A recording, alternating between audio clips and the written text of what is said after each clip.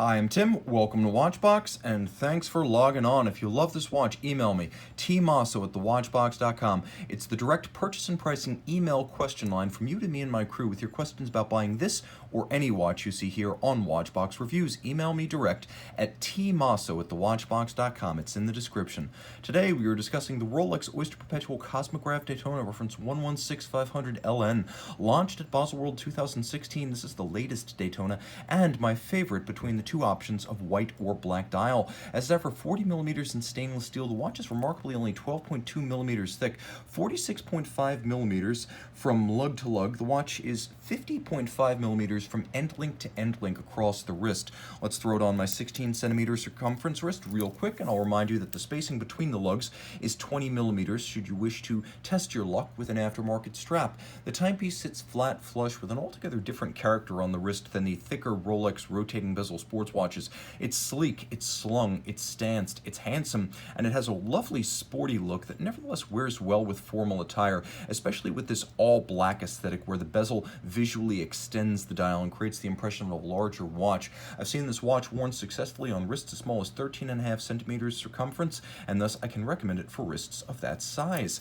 Of course, if you have a bigger wrist, make no mistake, it has the gravitas of a Rolex Daytona. It doesn't need to be big to make a big impression. Now, the timepiece includes a bracelet, Oyster, 3-link. This is the Rolex Oyster bracelet, and like the case, it's made of 904L stainless steel. Rolex makes the bracelets, the clasps, the case, even the metal alloy in its own foundry, and 904L does not need to be rinsed when it exits salt water, distinguishing it from 316. Polished centers, staggered link size and alignment with polished outer faces, and removable links fixed by screws. The clasp have a straight-through polish. It has the straight-through polish, and it has a polished internal, as this is a flagship piece for Rolex. There's a beak and a hook and a lift lock mechanism, so that's lock number 1. That's lock number 2. There's a little kerf under the crown so you can dig in your nail and more easily remove the first lock. You have to lift the trigger to unlock, and then inside there's the Easy Link system, which is 5 millimeters of in or out adjustment. It's the equivalent of removing one sizable link. You can also see, if you look carefully, that there are 3 divots drilled inside the clasp, and you can use your strap tool to change the anchoring point of the bracelet inside the clasp. So that's your third adjustment factor and your third degree of adjustment to get the perfect size. The case is graceful. It has a lovely compound curvature to its side and a taper to its lug that is very different from the squared off and sheer-sided super cases on the Sea Dwellers, the GMTs, the Subs, and the Explorer 2s. Now, the watch does feature screw-down crown and screw-down pushers, and the watch is 100 meters water resistant as a result. The timepiece, featuring a black dial, lacquered, glossy, bottomless, includes 3 concentric circular brushed sub-registers, metallic, with polished chapterings you can see for each one.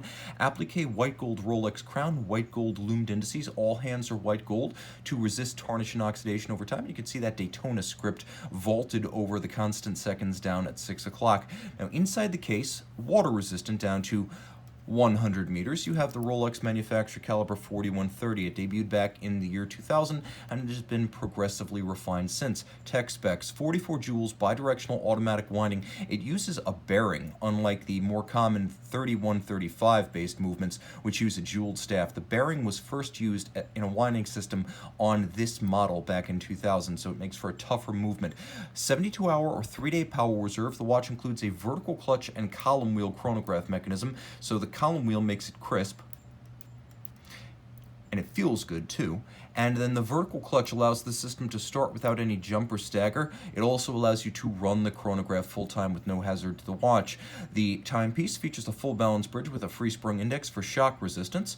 It features an overcoil hairspring made by hand, adjusted in 6 positions for chronometric precision, and indeed the watch is a COSC rated chronometer, but Rolex cases up the chronometer certified movement, tests it again to run beyond the COSC standards, no worse than -2 + 2 seconds per day. That's the Rolex standard, hence the term superlative chronometer. It now has a concrete basis. Finally, it's important to note that the watch includes stop seconds and anti-magnetic capability.